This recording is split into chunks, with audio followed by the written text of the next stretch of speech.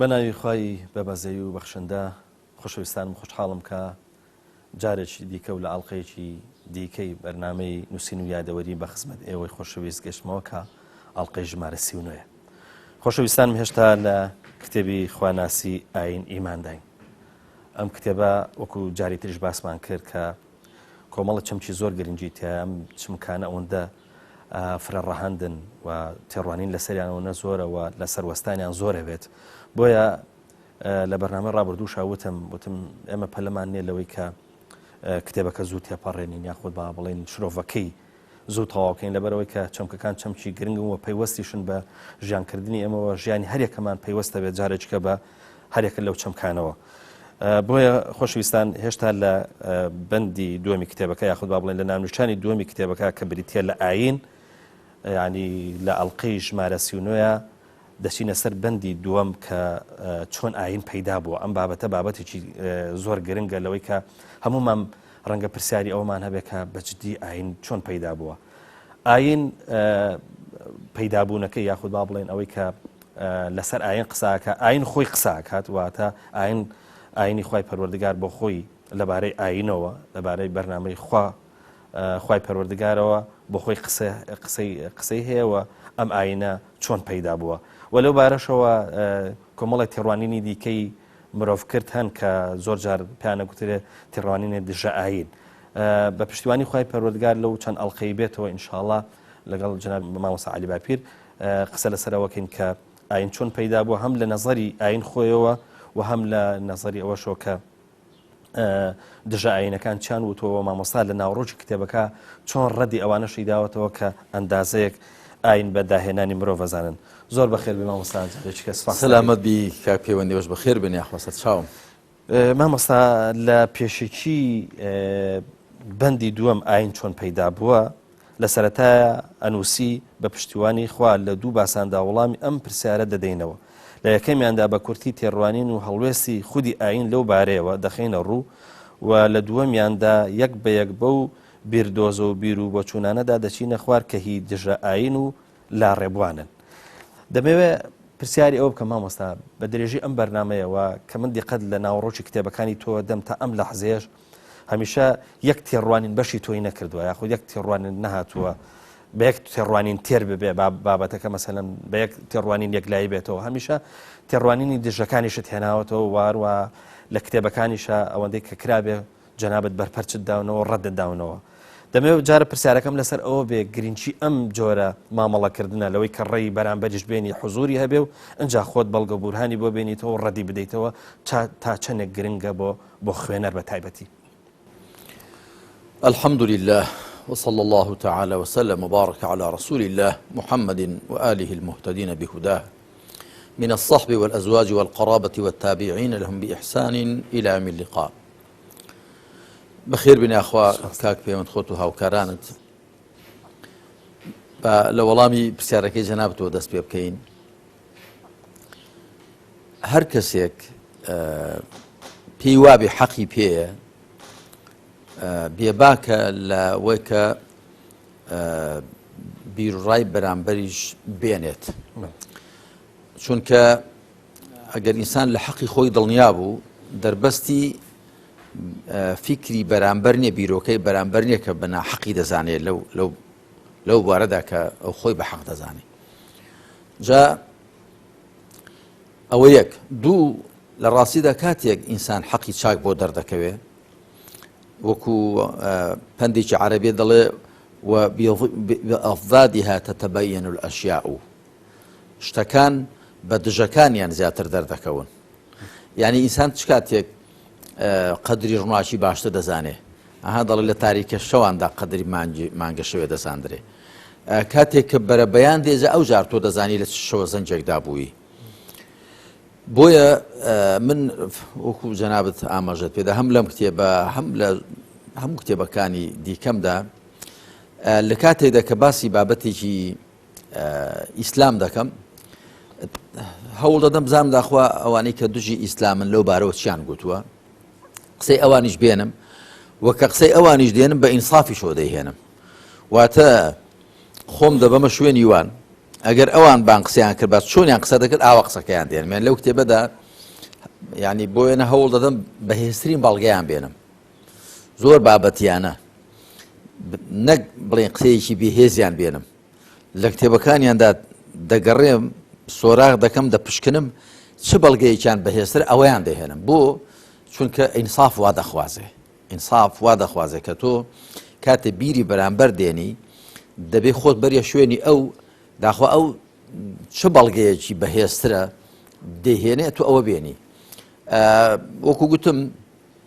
ئێمەش ئیسلامی خۆمان پێی پشت ئەستورین و لێی دڵنیاین کە هەر فیکرەیەک لە هەر ڕوێکە و لەگەڵی تێک بگیرێ و لەگەڵی یەکانگیر بێ و لەگەڵی دژایەتی بکە بە زاراوی موکوریانی بارێ بنەوەی پێدەبڕێ واتە دەکەوێتە زەوی پشتی لە عەرزێ دەدرێت و وەکو گوتم هەم بۆ ئەوە کە زیاتر حەقانیەتی حەق دەرکەوێت و هەم بۆ ئەوەش کە دوایی یەکێک نەڵەجا بەڵێ ئەوە گۆشەنیگای ئاینە یا گۆشەنیگای ئیسلامە بەڵام ئەوە خۆگەرە و هاتبا و گۆشەنیگای دژەکانت تێنابە ئەو کاتە بۆ دەردەکەوت ئەوە هەڵەیە بۆیە من هەوڵم داوە مەسەلەن لێدا 5 بیردۆزەم پێما بهێناون لەگەڵ ئەوەی کە ئاین لەبارەی خۆیەوە دەیڵێ 5 لەو بیردۆزانەی ینی بیرم لێ کردوتە لەو 5ەم بەهێزتر نەکەوتۆتە بەرچاو ڕەنگەش زۆر بێ لەبارەی چۆنێتی پەیدابوونی ئاینەوە بگوترێ بەڵام لەو 5 زیاتر بەهێزترم نەکەوتونە بەرچاو بیردۆزەی ئابووری بیردۆزەی ترس و بیردۆزەی نەزانی بیردۆزەی جنسی بیردۆزەی پێداویستی کۆمەڵایەتیەکان یعنی لەوانە بەهێزتر نەکەوتۆتە بەرچاو و هەر کامێک لەوانەشم کە باس کردووە بەهێزترین بەڵگەیانەوە باسم کردو ئەم جا دوای پوشاندومەتەوە کە نەخێرنەی پێکاوە ئەوە هەم لێکۆڵینەوەی زانستیان و بابەتیان ئەوە دەخوازێ هەم ئینساف و عەدل ئەوە دەخوازێ و هەم بۆ ئەوەی کە ڕووی گەشی حەق جوانتر دەرکەوێ وا باشە ئەوەی کە پێچەوانەی حەق بهێنێ بەرامبەری مامۆستا ڕەنگە ئێستا بینەر پرسیارێکی بۆ دروست ببێت لەوەی کە ئایا بەڕێز مامۆستا عەلی باپیر بۆ تێگەشتن لە ئەو بۆچوونانێ بۆ نمونە لەم کتێبەیە بەڵام 5 بیردۆزت هێناوە ئایا مامۆستا عەلی باپیر چوو ئەم بیردۆزانەشی متاڵا کردووە ینی لە سەرچاوەکانی خۆیانەوە لە مانافێستەوەکانی خۆیانەوە مامۆستا عەلی باپیر خوێندوێتەوە یاخود با بڵێن بەر طریقەیەکی تر گەشتەوە بەو قەنەعەتە ینی مەبەسمان ئەوەیە ئایا خودی مامۆستا عەلی باپیر متاڵای بیردۆزەکانی غەیرە دینەکان خوا بڵێن دژە ئیسلامیەکانی شەکات بەڵێ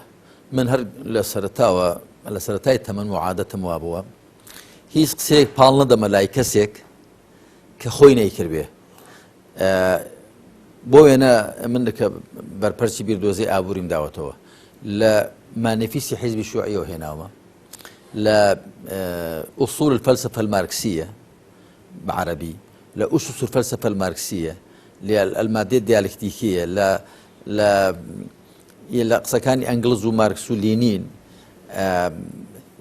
و هەروەها کە لە بەرپرسی بیردۆزەی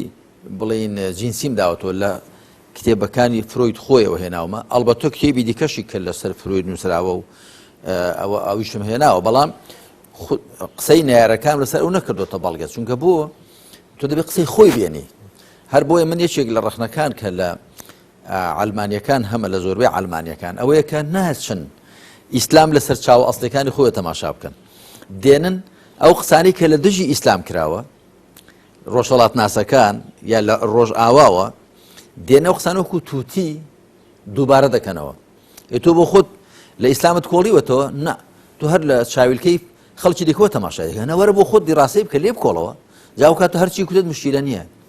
بەڵام تۆ ئەو قسانەی کە لە دژی ئیسلام کراون کەسانێک کە لە دژی ئیسلام کتێبێکیان نووسیوە تۆ یەکسەر قسەکەی ئەو دێنی ئەو خۆەوە پێچەوانەی ئینسافە و پێچەوانەی لێکۆڵنی و بابەتیان و زانستیانەیە تۆ دەبێت ببێنی خۆت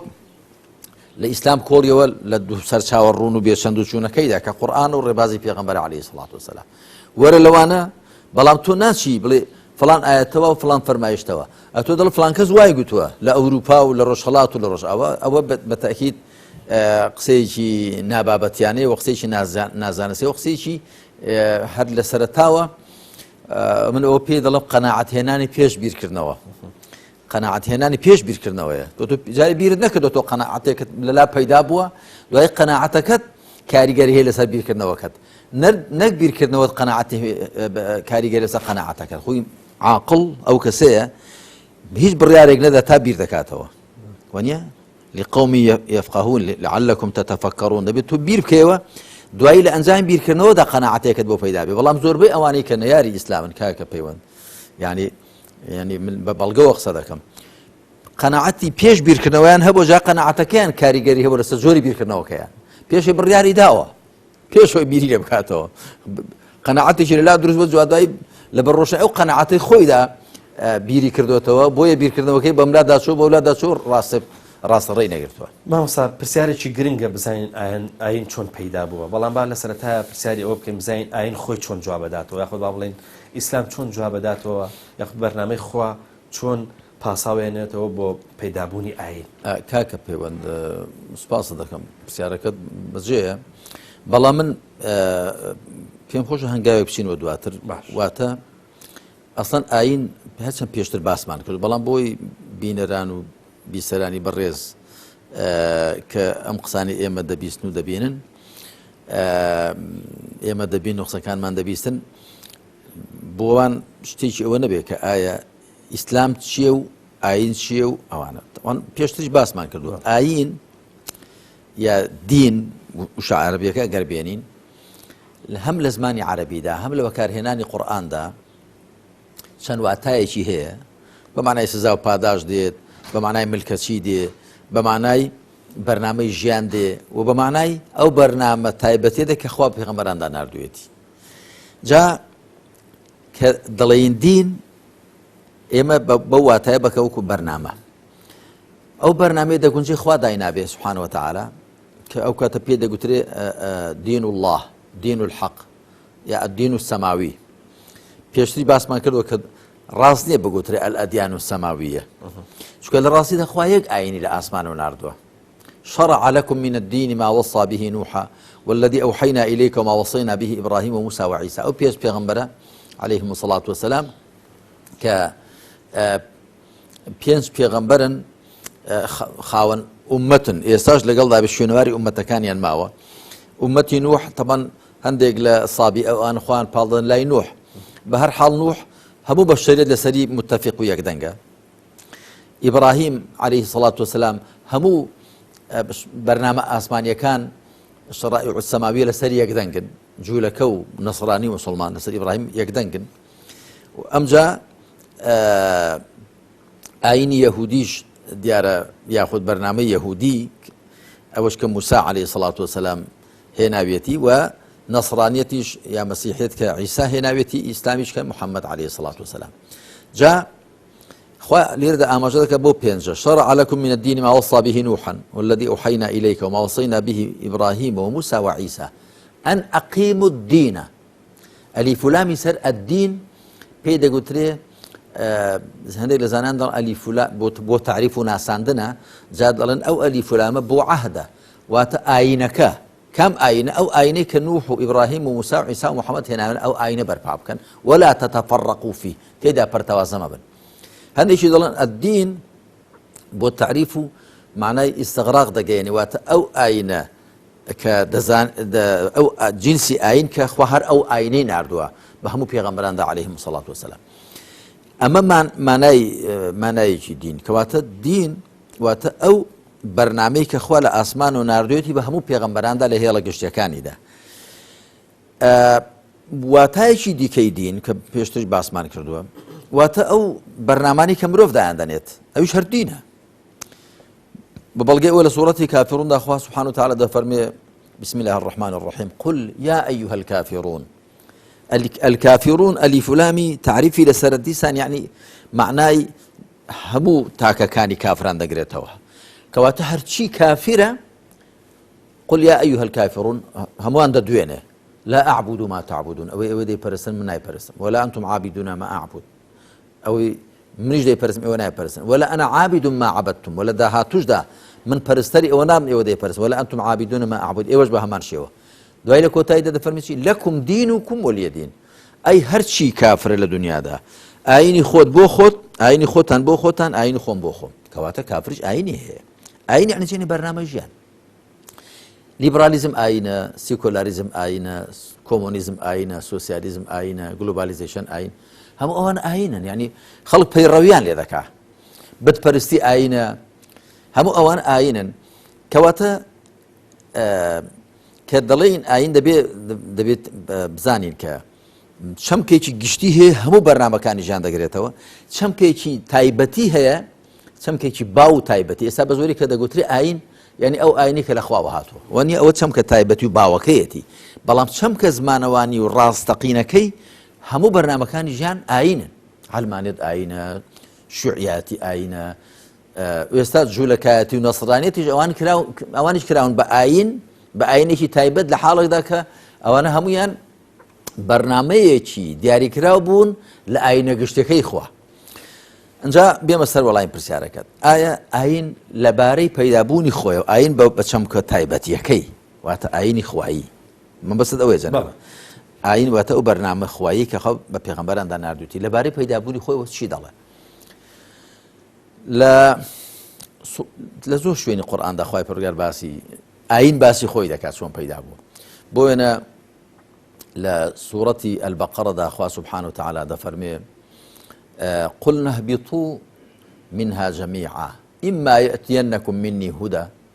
فمن تبع هدايا فلا خوف عليهم ولا هم يحزنون. ئەوە باسی چی دەکا؟ باسی دابەزاندنی ئادەم و حەوا عليهما الصلاة والسلام لەگەڵ ئیبلیس نەفرینی خوای لێبێ لە ئاسمان یا لە بەهەشت یا لە باغێکی سەرزەوی، ئەو ڕایە شەر هەیە، باغێکی سەرزەوی کە لە شوێنێکی بەرز بووە کە قۆناغێکی ڕاگوزەر بووە، ئادەم و حەواشی تێدا بوون، ئیبلیسیشی تێدا بووە. دوای ئەوەی کە ئیبلیس ئادەم و حەوا تووشی هەڵەکە دەکات لەو درەختە قەدەغەکراوە دەخۆن، خوا پێیان دەفەرمێ ئیهبیطوا منها جەمیعا، هەمووتان لێ دابەزن. جا هەمووتان لێ دابەزن، دوایی ئەی چی؟ ئیما یەئتینەکم منی هودەن، ئەگەر لە منەوە ڕێنماییتان بۆ هات، یعنی ئاین بەرنامە، فمن تبع هدايا فلا خوف عليهم ولا هم يحزنون. وی بە دوای ڕێنمایی من کەوێ نەترسی لەسرە بۆ داهاتوو، نەپەژارەدا دەگرێ بۆ ڕابردوو. بەڵام ئەوەی کە بێ بڕوا بێ ئەوە سزای ئاوایە. لە سوورەتی طاهادا دیسان دەفەرمێ قلنا اهبطا منها جميعا بعضكم لبعض عدو فإما يأتينكم مني هدى فمن اتبع هدايا فلا يضل ولا يشقى ومن أعرض عن ذكري فإن له معيشة ضنكا. لەوێش هەر باسی ئەو بەزەراتە دەکا کەواتە ئاین بە چەمکە باوەکەی دەڵێ من هەر لەو ڕۆژەوە کە یەکەمین دوو مرۆڤ کە ئادەم و حەوان بابودایکی مرۆڤایەتی سەڵات و سەلامی خوایان لەسەر بێ پێیان ناوەتە سەر زەوی، و یەکەمین جن کە ئیبلیسە بابی جنە، ئیبلیس بابی هەموو جنەکانە، جن نییە، و وەک چۆن ئادەم و حەوا بابودایکی مرۆڤایەتین. لە یەکەمین ڕۆژ کە ئەوانە پێیان ناوەتە سەر زەوی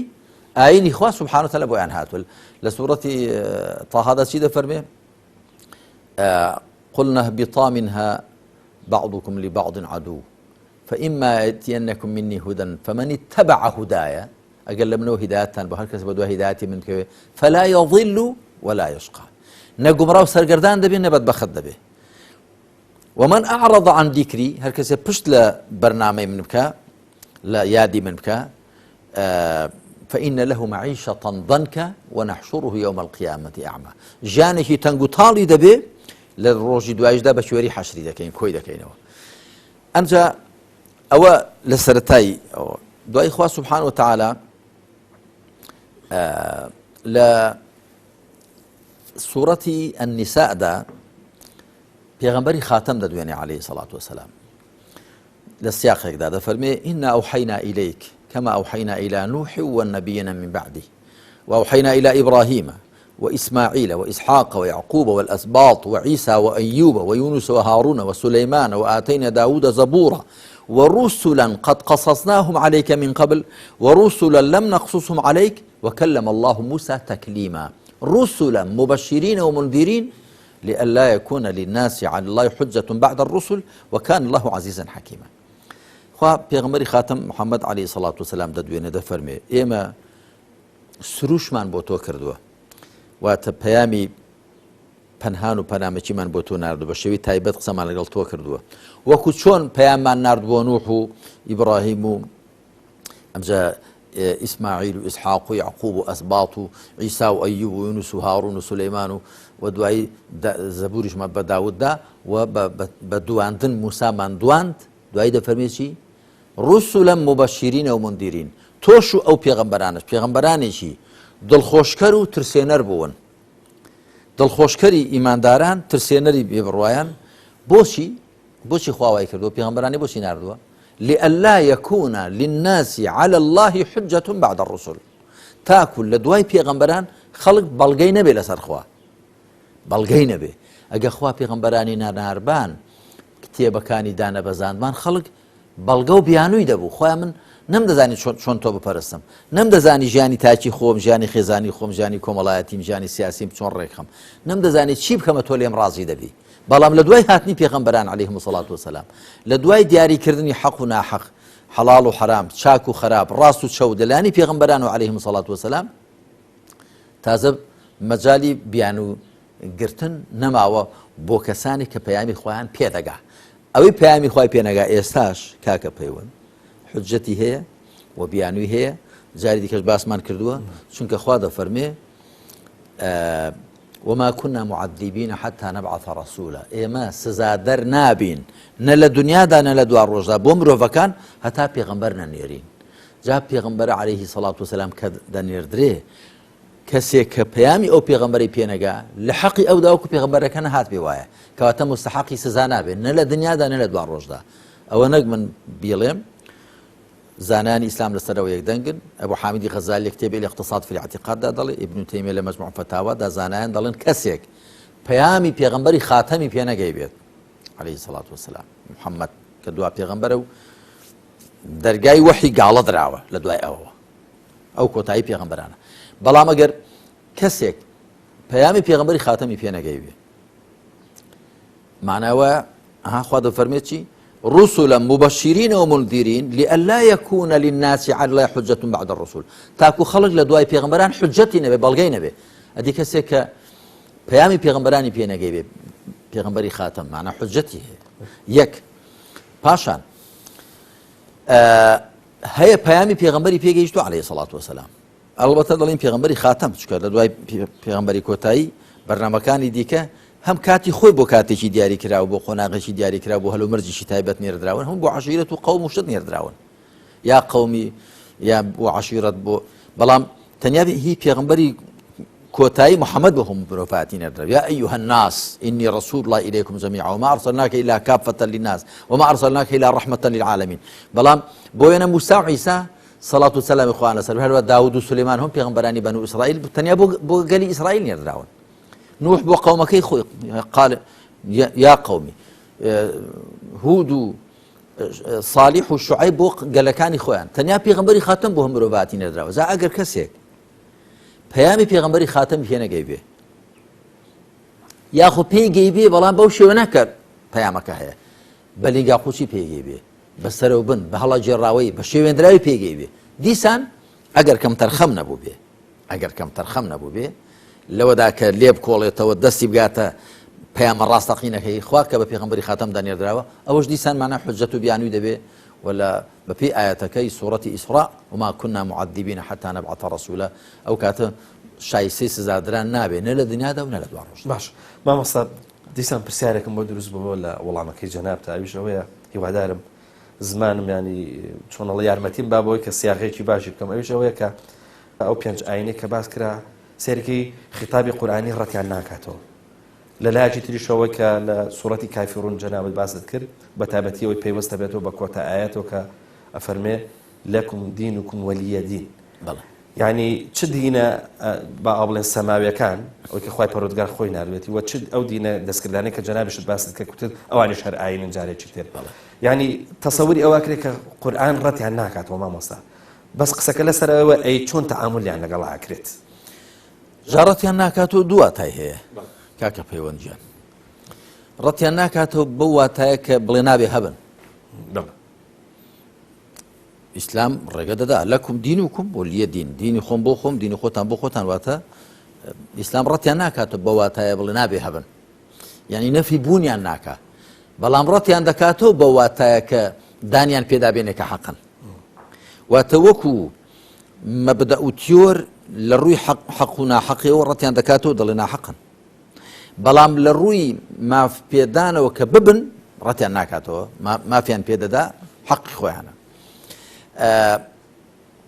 جا پرسیارەکەی جەناب لەوە بوو کە چۆنیان مامەڵە لەگەڵدا دەکات وایان مامەڵە لەگەڵدا دەکات مادام دینن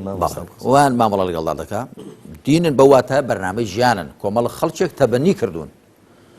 خۆ جا بە ئەو دینە بە شەیتان پەرستی بێ هەندێک لە خەڵک هەیە لە دنیادا شەیتان دەپەرسێ هەر بەڕاستە خۆ شەیتان دەپەرسێ هەیە مار و دووپشک دەپەرسێ هەیە بت و سەنەم دەپەرسێ هەیە هەوا و ئارەزوو دەپەرسێ هەرچی هەیە یعنی مادام کۆمەڵە خەڵکێک تەبەنیان کردووە پیان وایە دەبێ ئاوا بژین بەڵێ ئیسلام مافی ژیانیان پێدەدا با من وێنەیەکت بۆ بێنەوە کە ڕەنگە زۆر جێی سەرسوڕمان بێ لای هەندێک کەس ڕەنگە جاری کەس باسمان کرد بێ دوای ئەوەی سوپای ئیسلام وڵاتی فارس دەگرێ کە وڵاتی فارس هەر ئەو ئێرانەی ئێستا نەبووە زۆر واوە تریش ڕۆیشتووە بەرەو ڕۆژهەڵاتی ئاسیا جاری وا هەبوو گەیشتۆتە ئەو پەر ڕۆژهەڵاتی ئاسیا وڵاتی فارس کە ئیسلام دەیگرێ دینی مەجوسی تێدا دەبێ ئەوەی کە دینی مەجوسی قۆناغێک بووە لە قۆناغەکانی دینی زەردەشتایەتی بۆ زانیاریت قۆناغێک بووە وەڵام دەنێرن بۆ عومەری کوڕی خەتاب خوارێ ڕازی بێ خەلیفەی دووەمی پێغەمبەر صلی الله علیه وسلم سەردەمی حوکمڕانی ئەو دەبێ دەڵێن ئەوانە ئاگر دەپەرستن و شەو ڕۆژ بە دیار ئاگرەوەن نەفەری تایبەتیان بە دەورەدان پێیان گوتم موبەذان ئەو ئاگر نابێ بکوژێتەوە و پاشان ئەوانە نیکاحی مەحاریم دەکەن خوشتیان دێنن کچیان دێنن دایکیان دێنن ئەمە چیان لێ بکەین چکە هەندێک کەس پەیدا بووە مەدحی زەردەشتایەتی شت دەکا بە تەماشای ئافێستا بکەن چی تێدایە من لەو کتێبی مۆسوعەی درەوشاوی ئیمان و پوچەڵی ئیلحاد لەبەر ڕۆشنایی زەکماک و عەقڵ و زانست و وەحیدا تۆزێک هەموو ئاینەکانم هەڵسەنگاندووە تەواان ئەو ئاینانێکی ئێستا باون ئاینی یەهودیەت جوایەتی و ئاینی سابی ئایەتی و ئاینی مەجوسایەتی و ئاینی نەسرانیت و ئاینی ئیسلام هەر پێنج ئاینەکەم هەڵسەنگاندون لە بەڕۆشنایی کتێبەکانیاندا با تەماشا بکەن داخوا چۆن باز دەکرێت هەندێک زاخر هەیە ئێستا ڕەواز بەوە دەدا با گەلی کورد وەختی خۆی مەجوسی بووە و ئاگر پەرست بوو با بگەڕێتەوە جا بزانین دەخوا چمان لێ دێ بۆیان هەیە دایکی خۆیان نیکاحکەن کچیان خوشتیان ئەمجا ئافرەت مەیلە هەر بە بەشەر داناندرێ ئافرەت وەکو کەلوپەلێک کە پیاوەکە دەیکڕەوەتەمە با تەماشا ئافێستا بکەن چی تێدا برایەکمان بە ناوی سەلاحەدین قادر کاتی خۆی کاکشوانمان پێدەوێستا لە تورکیا کتێبێکی نووسیوە لەبارەی مەجوسیەت و ئاینی زەردەشتایەتی شتی جوانی نووسیەوە کە بۆ خۆشی لەگەڵ چوە بۆ شوێنەکان و لەگەڵ خەڵکەکانیشدا قسەی کردووە جا ئاگاداریان کردو عومەری کوڕی خەتاب کە مەچیان لێ بکەین ئەوانە فەرمووی دەعهم وما یدینون لیان گەڕێن و ئەوەی کە خۆیان دینداری پێ دەکەن ئەوەی خۆیان بەدینی دەزان لیان گەڕێن کچیان مارە دەکەن خوشتیان مارە دەکەن دایکیان مارە دەکەن لیان گەڕێن مادەم معتەقەدیان وایە ئاگر دەپەرستن مار دەپەرستن مانگا دەپەرستن وەکو هیندۆسیەکان لیان گەڕێن ئاوا ئیسلام مامەڵەیان لەگەڵدا دەکات بەڵام ئایا ڕێگەیان دەدا ئەو شتانی خۆیان بەسەر خەڵکدا فەرزکەن نەخێر جا ئەگەر ئیسلام ڕێگە نەدا ئاینی حەق بەسەر خەڵکدا بسەپێندرێ لا ئیکڕاهە فی الدین چۆن ڕێگە دەدا شتی ناحەق بەسەر خەڵکدا بسەپێندرێ ڕێگەی سەپاندن نادا ئەگەر نا ڕێگەی ژیان دەدا و مەداریان لەگەڵدا دەکا و لە شوێنی خۆیان بە معتەقەداتی خۆیان ممارەسە بکەن و بە طقوس و سروتەکانی خۆشیان ممارەسە بکەن لە شوێنی خۆیان ئاوا بەڵیان لەگەڵدا دەکەن با پرسیارێکی تر کە دەفەرمێ لەکم دینوکم وەلیە دین یعنی چی دینی خۆتان بۆ خۆتان دینی خۆم بۆ خۆم یعنی وەکو چۆن من دینی خۆمە لە وڵاتی خۆمدا ممارەسە دەکەم پراکتیزەی دەکەم لە ژیانی تاچیم خێزانیم کۆمەڵاتیم سیاسیمدا کەواتە ئەویش هەمان مافی هەیە کە ئاینی خۆی لە چوارچێوەی ئەو شوێنێک کە تێدا دەژێت لە چوارچێ قەومەکەی خەڵکەکەی خۆیدا بۆی هەیە پراکتیزەی بکە ممارەسەی بکەوە و ئیسلام فعلا وای کردووە ئیسلام هاتووە کاتی خۆی ئەو هەموو دنیای خسۆتە ژێر ڕچێفی خۆیەوە خۆ پەیکەرەکانی بوودا لە ئەفغانستان کە هەبوون و کاتی خۆی تالیبان ڕوخاندیان وانزانی شتێکی زۆر گەوریان کردووە خەڵکێکی فەقیر و کەش عاتیفیانە چەپڵان لێ داوای چەند دڵخۆش بوون با بەهم ئەسحاب و ئەولیا بێوەدا چوون کەس حەقی نەبوون ئەهرامەکانی میسر کەس حەقی بەسەریانەوە نەبووە کە هەمووی گۆڕی فیرعونەکانن ئیسلام دژی شوێنەوارەکان نییە چکە خوا دەفەرمێ قل سیروا فی الأرض فانظروا بڵێ بە زەویدا بڕۆن سەرنجدەن جا خۆ گەدو شوێنەوارەکان هیچیان نەهێڵی خەڵک تەماشای چی بکە ئەو ئاەتانە هەمووی پێشیان دەکەوێت یا داعش کە گۆڕی پێغەمبەرێکی تەقانەوە ئەو ئاەتانەی کە خوا دەفەرمێ بە زەویدا بڕۆن قل سيروا في الأرض فانظروا كيف كان عاقبة المكذبين باشا توقر شوێنەوارەکانی گەلی عاد و ثەمود و قومی لوط و شوێنەواری فرعون كان و شوێنەواری ئەوەی کە لە ڕۆژهەڵاتی ئاسیا لەو پەڕ و پەڕی دنیا بوون گەر هیچیان نەهێڵی ئێمە هەموو ئاەتانە فەرمانمان پێ دەکەن بە زەویدا بڕۆین و تەماشای شوێنەوارەکان بکەین تەماشای کوێ بکەینەوە کات مامۆستا یەک پرسیاری تر بکەم بۆی تۆزێک بابەتەکە تێر بێ بەڵێ سەبارەت بەو ئاەتەی کە لا ئیکراها فی الدین دەگوترێ زۆر جار ئەمە پەیوەست دەکرێتەوە بەو ئاینە ئاسمانیانی کە وەکو یەهودیەت و وەکو مەسەلەن بۆ نمونە نەسرانیەت کە ئەگەر کەسەکان لەسەر دینە ئەسڵەکانی خۆیان مابن ئەو دینە ناکە تەحریف کراوە ئەو دینە ناکە دەستکاری کراوە ئەگەر لەسەر ئەو دینە بمێنەوە کە دینی ئەسڵی باو باپیرانەوە با بڵێن دینە سەماوەکە و خۆی ماوە ئەوە کاتە زۆریان لێ ناکرێت بەوەی کە مسلمان ببن یاخۆ زۆریان لێ ناکرێت کە دینی خۆیان بگۆڕن کاکە پەیوەند ئەوە نییە چونکە هەموو تەفسیرەکان تەماشا بکە ئەم ئاەتە لا ئیکراها فی الدین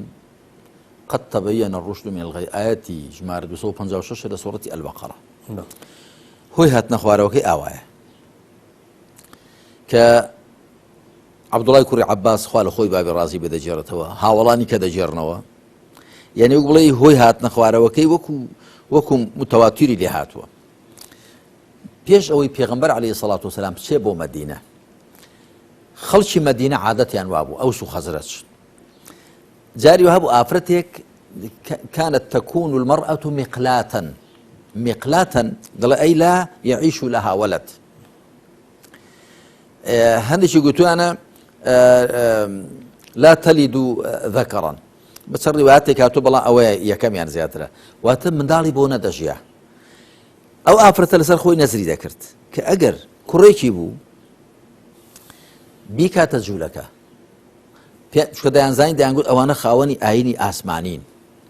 یخۆیانیان دەزانی کە لایەنداوە لە دینی ئیبراهیم دەیانگوت ئەوانە خاوەنی ئاینی ئاسمان کتێبی ئاسمانیان هەیە دانزانی و کوڕی خۆیان ئەوانیان پێ لە خۆیان مبارەکتر بوو دەیانگوت ئەگە خۆی نەزر بێ ئەگە کوڕێکم بوو دەیکەمە جوولەکە بەڵام بۆم بژیە چوو بۆی نەدەژیە هەندێک لەوانە کە کوڕەکانیان نەزر کرد بوو نەجوولەکە لە ڕوایەتی هێنیشان ببوونە نەسڕانی کە پێغەمبەر عەلەیهی سەڵات وسەلام چوو بۆ مەدینە یەثریب ئەو کاتە یەثریبیان پێ دەگوت دوایی ناوی لێندرا مەدینە یا مەدینەۃ الرەسوول شاری پێغەمبەر سەڵ پێش پێیان دەگوت یەثریب باب و دایکی ئەو منداڵانە موسڵمان بوون ئەمجا بە پێغەمبەریان گوت عەلەیهی سەڵات وسەلام ئەی پێغەمبەری خوا ئێمە ئەو کوڕانەمان داوە بە جوولەکە و نەسڕانیەکان کاتی خۆی نەزرمان کرد بۆی بژین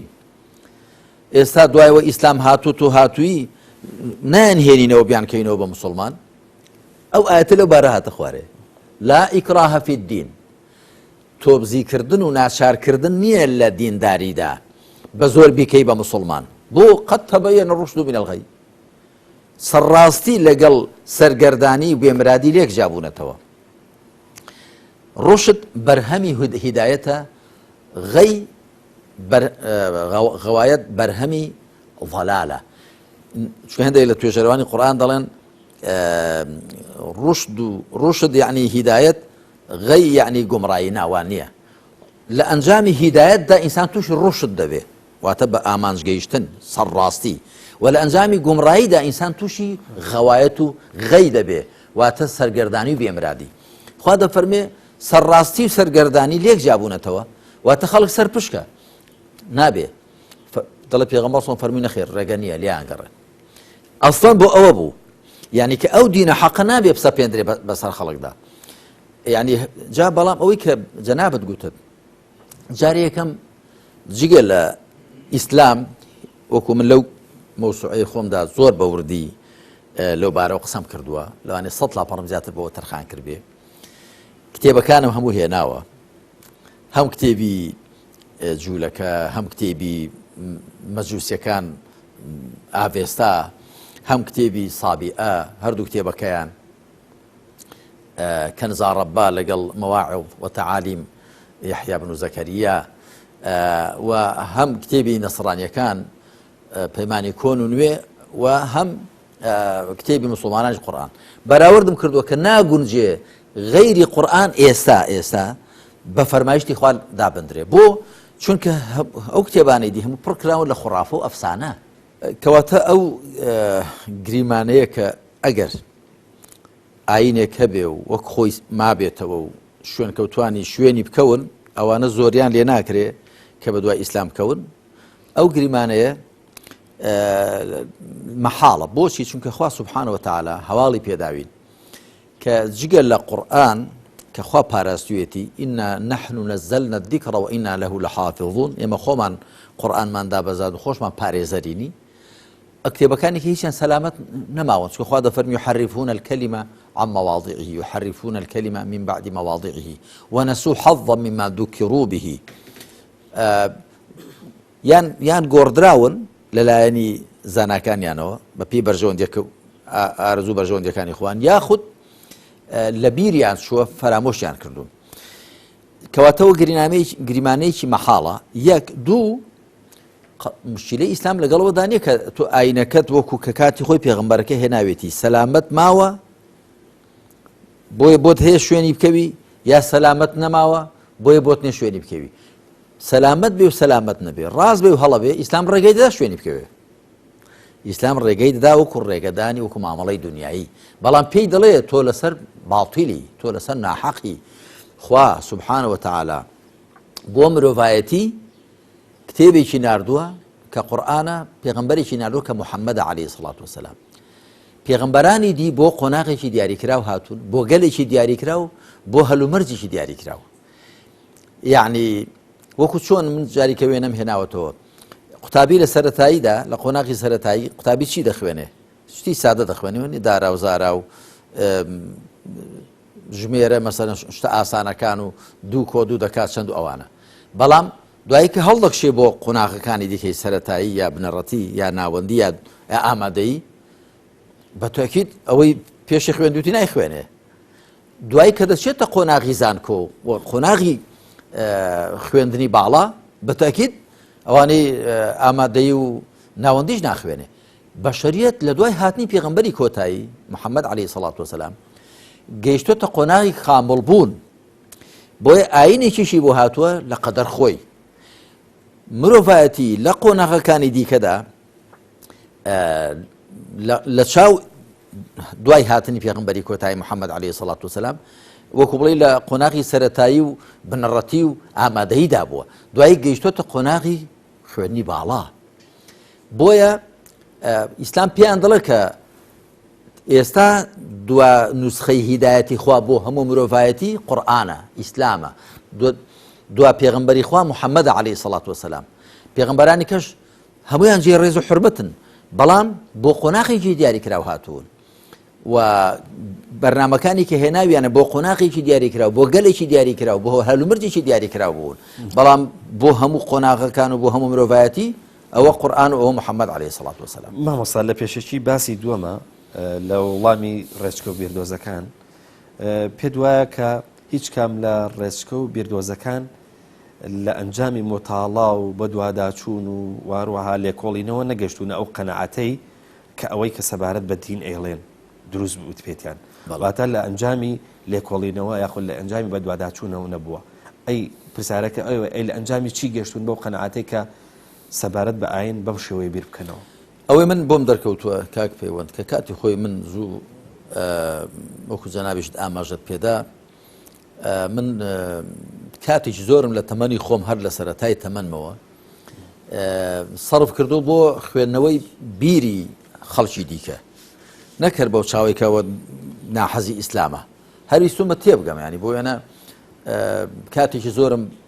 لە خوێندنەوەی فەلسەفەی یۆنانیدا و فەلسەفەی ڕۆژهەڵات و ڕۆژ ئاوادا هی میسرەکان هی میزۆپۆتامیا لێرە ینی زۆر بخوێندێتەوە مێژوم زۆر خوێندێتەوە بۆکو گوتم هەر بەو چاوە ناکە دژی ئیسلامە نا هەر بەو چاوە کە بزانم مێژووی بەشەر چۆن گوزەراوە فیکری بەشەر چ گۆڕانێکی بەسەردا هاتووە جا ئەوەی کە من بۆم دەرکەوتووە ئەو بیردۆزانە هەمویان وەکو بڵێ کاردانەوە بوون و قەنەعەتێکیان لا دروست بووە هەڵگرانی ئەو بیردۆزانە بەرامبەر بە ئاین من قەزەکە هەر ئیسلام نییە من پێم وایە ئەوانە گردی ڕاستی ئیسلامیان کردبایە بە ئیسلام ئاشنا بوونایە ئەو بیردۆزانیان هەر نەدەخستە بازاڕەوە ئەوانە کاکە پەیوەند ئەو بیردۆزانە هەمویان ئەو پێنجەی کە من ئاماژەم پێداون هەمویان لە کاردانەوەی ئاینی شێوێنراوی نەسڕانیدا پەیدا بوون کە ئەوە بۆ خۆی بەسەرهاتێکی دوور و درێژی هەیە من لەو مۆسوعەی ئیمان و ئیلحاددا نزیکەی 100 لاپەڕم بۆ تەرخان کردووە سەرگوژوشتەی سەرهەڵدانی ئیلحاد لە ڕۆژئاوا لە ئەوروپا ومە لە کتێبی تەوژمی ئیسلامی و عەلمانیدا باسم کردووە لە کتێبی چەند مەسەلێکی باوی سەردەمدا باسم کردووە و لە ئەزمموی دیموکراسی و سیکۆلاریزم لە هەرمی کوردستاندا باسم کردووە کە ئەوە بۆ خۆی بەسەرهاتێکی گرنگە ئێمە بیزانین لە کاردانەوەی ئاینی خۆسەپێنی نەسڕانی کە بەدەستی کڵێسا و بەدەستی پاپا و بەدەستی قەشە و بەدەستی چینی ئەکلی ڕۆسەوە بووە لە کاردانەوەی ئەوەدا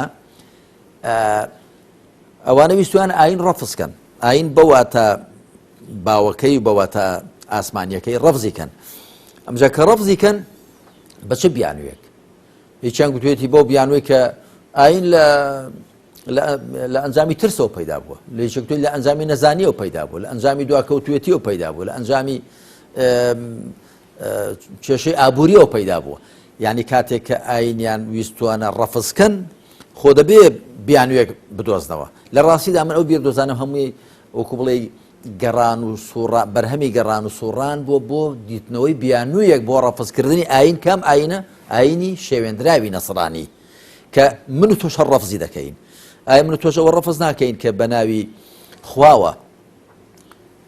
حکمڕانەکان خۆیان بە وەکیلی خوا دابنێن و ئەو سێ پاپا لەگەڵ ئەقتاع لەگەڵ پاشا ئەو سێ خاوەن زەوی زار و دەرەبەک لەگەڵ پاپا وەکو بە ناوی دین و لەگەڵ پاشا بە ناوی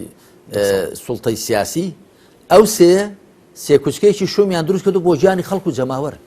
ئەو خەڵک و جەماوەرە بە تایبەتی زانایان و بیرمەندان کە ڕاپەڕیون لەو ئاینە شێوێنراوە